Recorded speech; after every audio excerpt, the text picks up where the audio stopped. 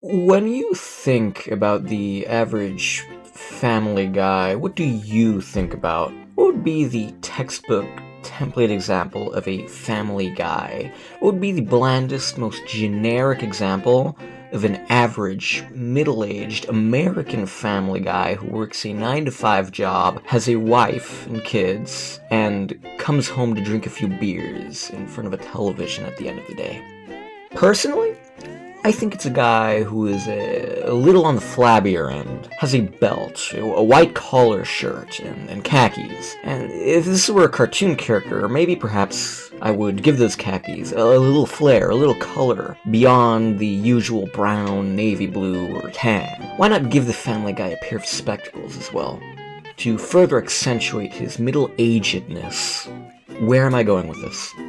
Well, people always seem to think that good character design is a character that can be identified by a silhouette alone. This is only one small part of what good character design is. Also, it's simply not always true. A prime example of this is if I were to take an array of different anime character silhouettes and show them to a non-weeaboo. Nobody's gonna know who these characters are unless they've watched the show, but I wouldn't exactly call their character design bad, because they're limited by art style and human features. No, silhouette is not the defining aspect of good character design. It is clothing, accessory, and minor detail on the body.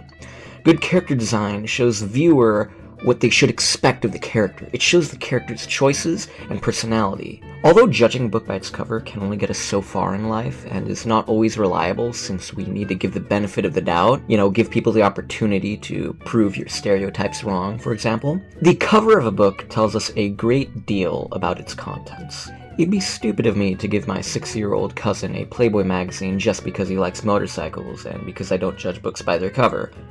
Or magazines. Bottom line, you can tell a great deal about a person, or in this case about a cartoon character, by their and the animator's choice of appearance. When I look at Peter Griffin, I think he looks like a Family Guy. Off a single glance, you can tell he's a Family Guy, solely by his choice of apparel, by his generic worker clothing. He shows that he has to provide for himself, and because of his middle-aged appearance, presumably also for others. A Family Guy, if you will. He's a little on the flabbier end, showing that he's a glutton and tends to overindulge in nature's precious and emotionally fulfilling bounties, demonstrating an inherent character flaw. His collared dress shirt is short-sleeved, demonstrating the look of business casual, and is so generic that it could portray aspects of potentially millions of different middle-aged American Family Guys. Yet, he maintains some level of individuality by choosing green khakis as opposed to your usual brown, gray, navy blue, or tan. Formerly, in office environments, this would be achieved by choosing your own wacky tie on Wacky Tie Tuesdays. But because Peter Griffin is generally lazy, once again demonstrated by his choice to overindulge in nature's pleasures, he would not be the individual to wear a necktie, except for certain occasions, but especially not around the house when he's home with his family.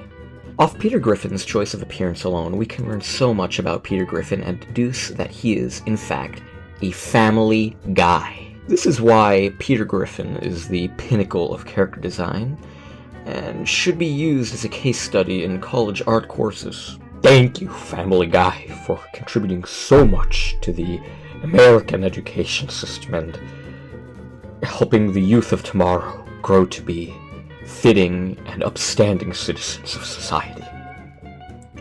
Lato.